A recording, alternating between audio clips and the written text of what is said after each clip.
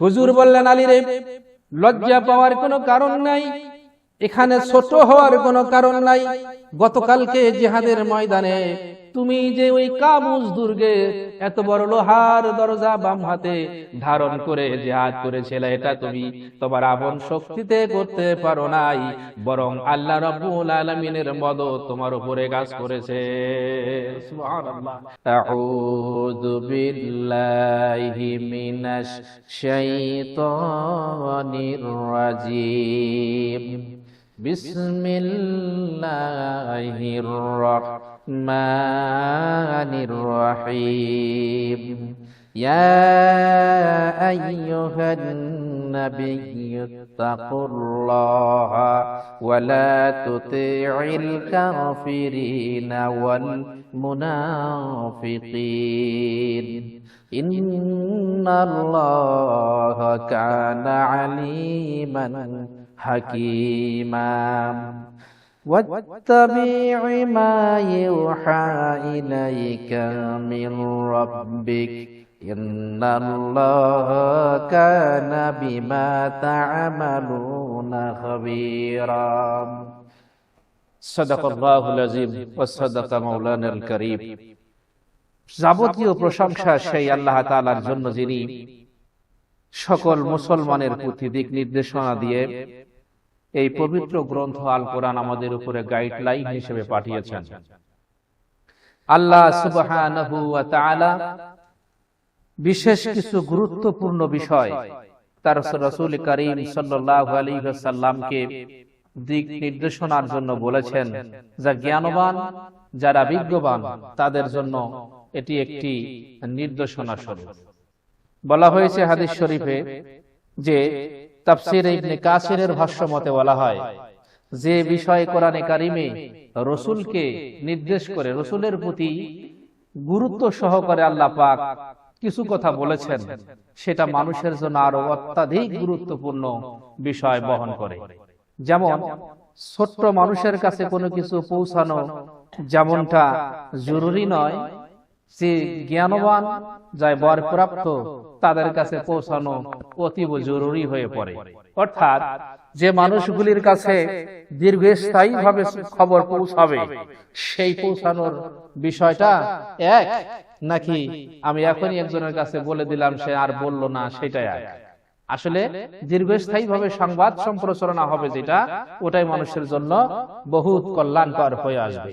তো রাসূল করিম সাল্লাল্লাহু আলাইহি ওয়াসাল্লামকে আল্লাহ রাব্বুল আলামিন কিছু কিছু বিষয় খুবই গুরুত্ব সহকারে বলেছেন, যে বিষয়গুলি প্রত্যেকটি মুসলমানের জন্য গুরুত্ব বহন করে অতীব জরুরি ভাবে। কথাটা আরেকটু প্রকার ব্যাখ্যা দিয়ে বলা যায় যে রাসূল সাল্লাল্লাহু আলাইহি ওয়াসাল্লামের প্রতি যেটা আল্লাহ পাক গুরুত্ব দিয়েছেন, আমাদের সেটা দ্বিগুণ গুরুত্ব দেওয়া উচিত। তো সূরা আহজাবের ভিতরে আল্লাহ সুবহানাহু ওয়া তাআলা কিছু মানুষের সাথে আচার ব্যবহার, কিছু মানুষের সাথে ওঠা বসার একটা সীমারেখা নির্ধারণ করে দিয়েছেন। রাসূল পাক সাল্লাল্লাহু আলাইহি ওয়াসাল্লামকে উদ্দেশ্য করে বলছেন, আল্লাহ পাক বলেন, ইয়া আইয়ুহান নবী, হে রাসূল, ইত্তাকুল্লাহ, আল্লাহকে ভয় করুন, ওয়ালা তুতিউল কাফিরিনা ওয়াল মুনাফিকিন, আর কাফের মুনাফিকদের দেওয়া বিধান মতো আপনি নিজেকে পরিচালনা করবেন না। ইন্নাল্লাহা কানা আলিমান হাকীমা, নিশ্চয়ই আল্লাহ তাআলা এগুলি বিষয় অত্যন্ত প্রজ্ঞাবান। ওয়াত্তাবিউ মা ইউহা ইলাইকা মির রাব্বিক, আর আপনি অনুসরণ করুন আপনার প্রতিপালকের পক্ষ থেকে যা আপনার উপর অবধারিত। ইন্নাল্লাহা কানা বিমা তা'মালুনা খাবীর, আর আল্লাহ পাক এগুলি বিষয় সম্যক জ্ঞাত। অর্থাৎ রাসূল পাক সাল্লাল্লাহু আলাইহি ওয়াসাল্লামকে নির্দেশনা দেওয়া হলো যে হুজুর, পৃথিবীতে আপনাকে আমি রাসূল হিসেবে পাঠিয়ে দিয়েছি, আপনি মুনাফিক এবং কাফেরদের অনুপ্রেরণায় চলবেন না, তাদের দেওয়া ন্যায় নীতিগুলো, নিয়ম নীতিগুলি আপনি কখনো মেনে নেবেন না। কারণ একটি হাদিস আসছে, রাসূল করিম সাল্লাল্লাহু আলাইহি ওয়াসাল্লাম বলছেন, যারা ইসলামের বিরোধী, মুনাফিক এবং কাফের, রাস্তায় চলাচলের ব্যাপারে তোমরা তাদেরকে এক পার্শ্ব দিয়ে যেতে বাধ্য করো, তাহলে কি আমাদের তাদের সাথে বন্ধুত্ব হবে?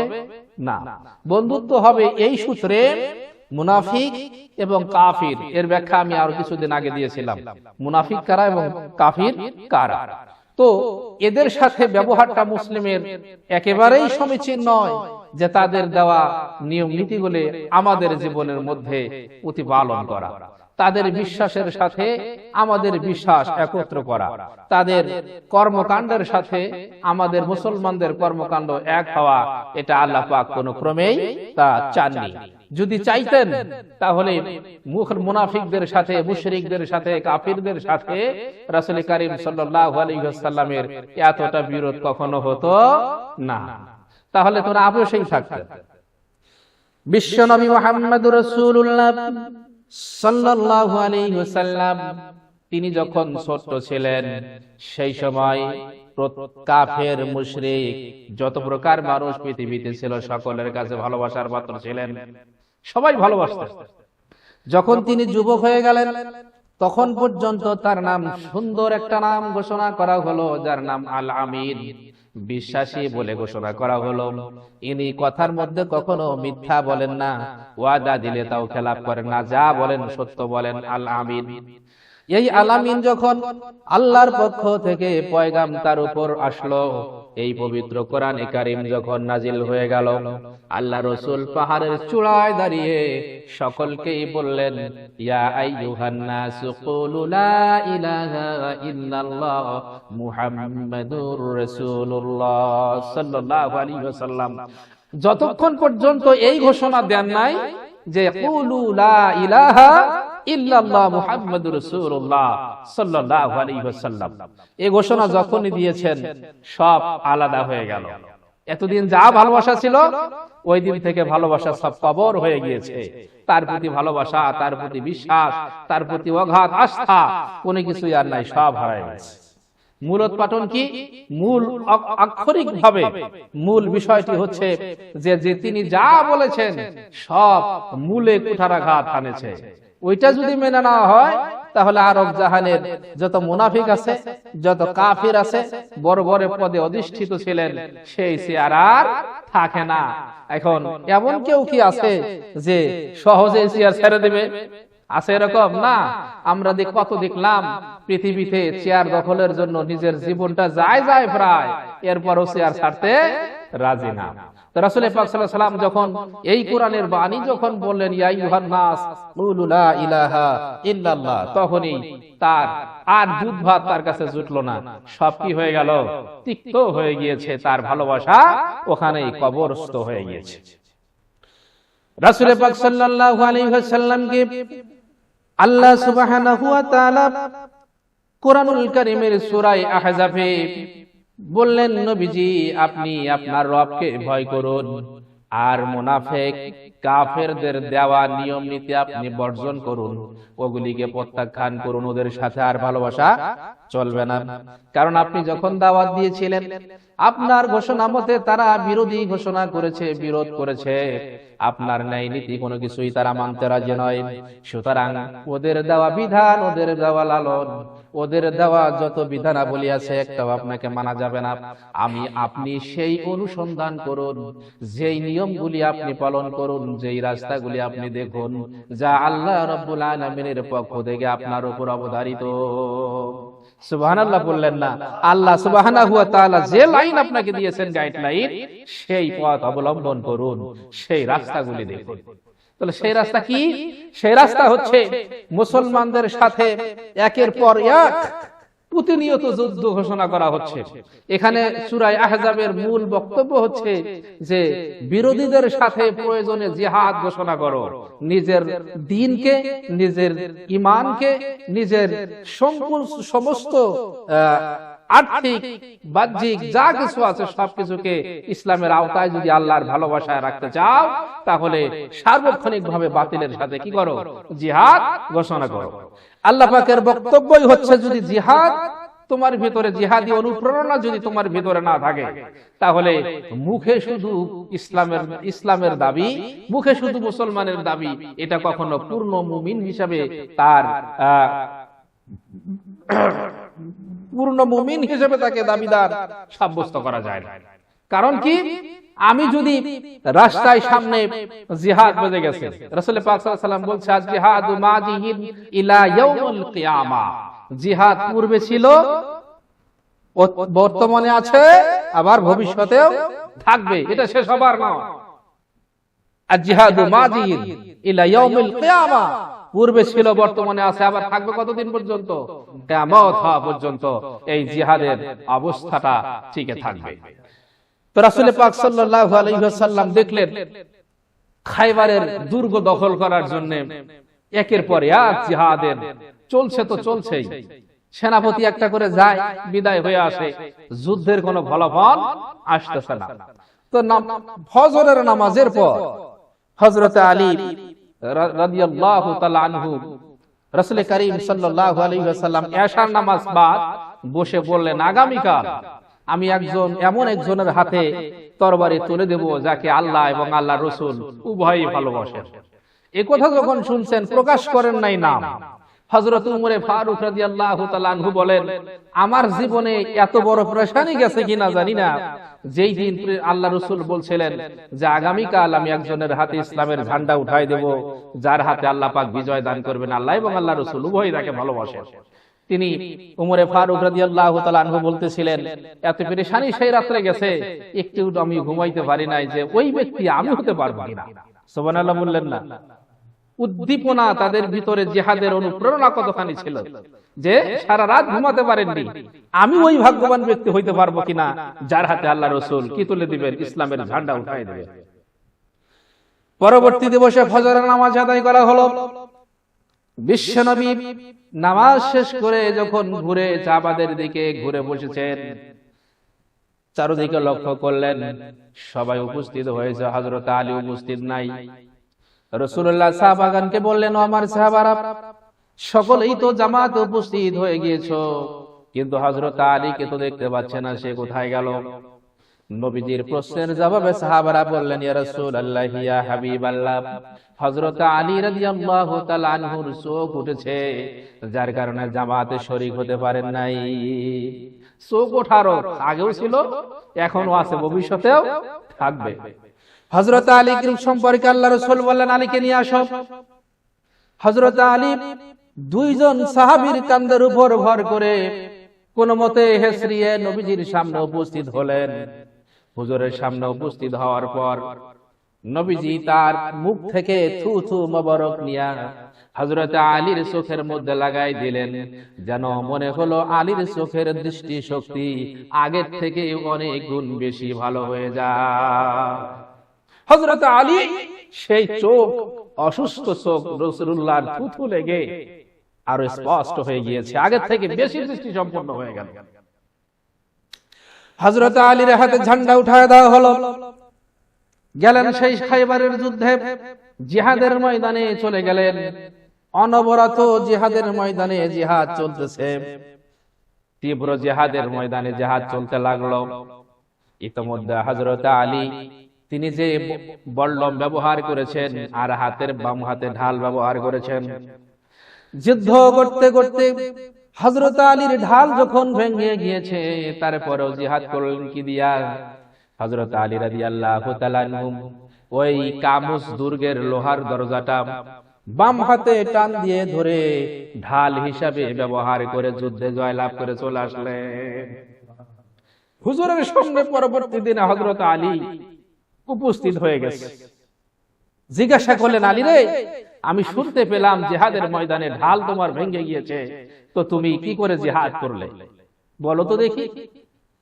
হযরত আলী বলেন, ইয়া রাসূলুল্লাহ, ইয়া হাবিবাল্লাহ, আমার ঢাল ভেঙে গিয়েছে ঠিক, আমি জিহাদ করেছি ওই কামুস দুর্গের লোহার দরজাটা টান দিয়ে খুলে নিয়ে ঢাল স্বরূপ ব্যবহার করেছি। রাসূলুল্লাহ বললেন, কি করে, কিভাবে সম্ভব? এত বড় লোহার দরজা কেমনে মানুষ বাম হাতে ধারণ করে জিহাদ করে?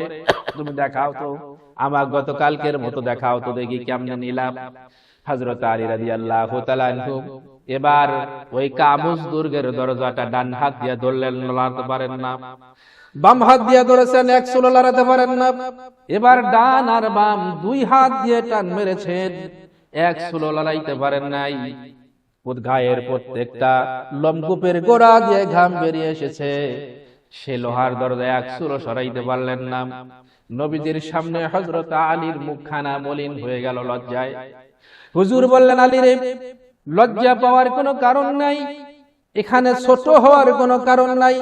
গতকালকে জিহাদের ময়দানে তুমি যে ওই কাবুস দুর্গে এত বড় লোহার দরজা বাম হাতে ধারণ করে জিহাদ করেছিলে, এটা তুমি তোমার আপন শক্তিতে করতে পারো নাই, বরং আল্লাহ রাব্বুল আলামিনের মদদ তোমার উপরে কাজ করেছে।